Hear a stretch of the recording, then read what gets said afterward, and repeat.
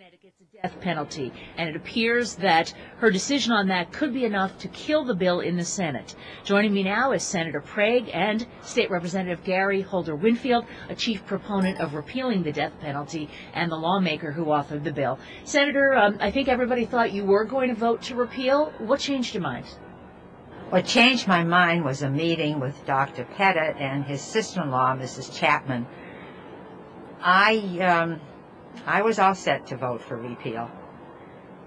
But after I met with them and I, in the discussion, realized that the defense lawyers for this Komisajeski, or however you pronounce that monster's name,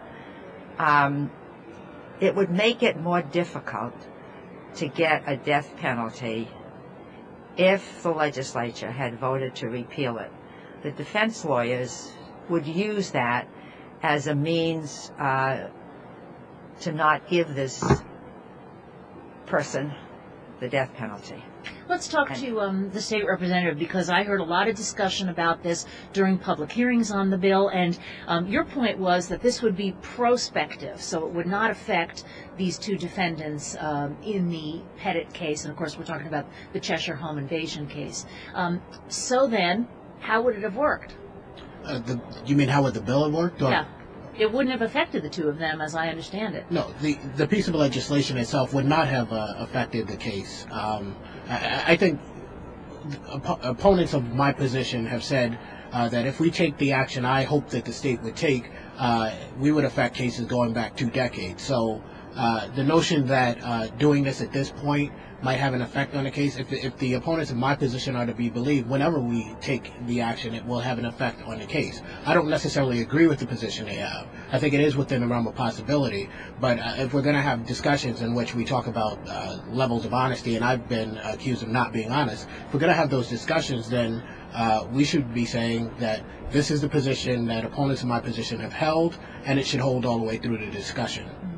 Senator, for a long time, you were actually in favor of the death penalty. Then a couple of years ago, you changed your mind on it. Why was that? Well, first of all, I was in favor of the death penalty. My neighbor's granddaughter was a victim of Michael Ross. I supported the death penalty. And then along came James Tillman, who sat on death row for 15 years for something that he didn't do. And I thought to myself, dear God, you know, he could have gone to the, I get emotional when I think about it, but he could have been executed for something he didn't do. And I thought, I cannot support this death penalty because too many people say they're innocent, and down the road they're found to be innocent of the crime that they were convicted for.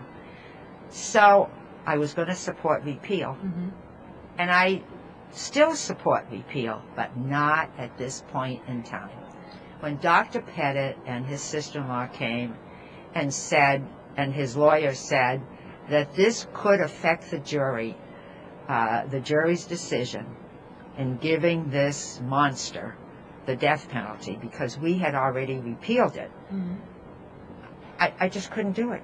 I cannot cause this family one more ounce of stress. And that's where I am. Mr. Holder-Winfield, how do you react to that? Well, I think this legislature in 2009 voted to abolish the death penalty. The reality is that comes into effect in these cases also. The will of the legislature is something that people will talk about, that attorneys, if they're doing their job, will attempt to bring into what's going on. Also, I think people have to recognize that we have a criminal justice system in which mitigating factors are weighed. We don't know where we wind up at the end of this process. There are a lot of things that come into play. I think this legislature has a responsibility, which is to offer security to the people of the state. Once we have these people in custody, and it may not be the way people feel, but once we have these people in custody, we've achieved that. And to my mind, you have to have a real reason, which has not been expressed to me, other than we feel we should execute these people. You have to have a real compelling reason to go forward with an execution. And execution for the sake of execution, to my mind, is not the business we should be in.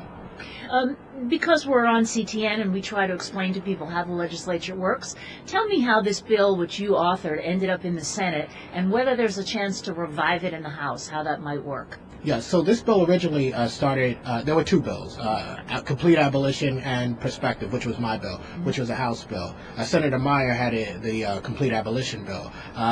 In the Judiciary Committee, we effectively took the Senate bill, used it as a shell, and put the House bill into it so that it would go into the Senate. At this point, I recognize what the President Pro Tem of the Senate has said, but it is possible if the Senate chose for them to run the bill should there come the point where there were the votes. Also, the reality is someone could choose to put an amendment on a bill if there were a bill found to be germane. So that's how the bill could continue to have life. I disagree with Gary. The Senate has indicated that there are enough people who will oppose appeal so that the bill would not pass. And we don't bring up a bill in the Senate knowing that it's not going to pass, that the votes aren't there. May pass the House, but it's not going to pass the Senate this year. And there's no way it could be enacted into law. And we should say that you're not the only senator Right. who has said that you can't vote for this, that just Right. yesterday there were a couple of other Democrats who were considered to be in favor of repeal who also said they're not going to vote with it either. I think that the senators began to realize that if Dr. Pettit would be affected by our vote, that we owe this man some kind of consideration. Nobody in my whole life that I can remember has ever suffered as much as that family. I'll give you the last word. You're certainly mindful of what happened in Cheshire. Yeah, absolutely. I've had conversations with Dr. Pettit in the past. I think we do give Dr. Pettit consideration, but we have to consider all of the citizens of this state. We've had family members who've been through many tragic things who come up here who have a different position. Look, we're legislators. We have to weigh Dr. Pettit's, the impact on Dr. Pettit. But we also have to think about what we are here to do and put this all into play, and it's not very easy. I respect the position of those who have a different opinion than I do, but I think if we're doing what I would say is the right thing, we would move forward with this. Well, thank you both so much for joining us. We appreciate Welcome. it. Senator Prague and Representative Holder-Winfield, thanks so much. We're glad to have you here on Morning Update. Okay, so now let's talk a little bit about the budget. On Tuesday, Governor Malloy ordered layoff notices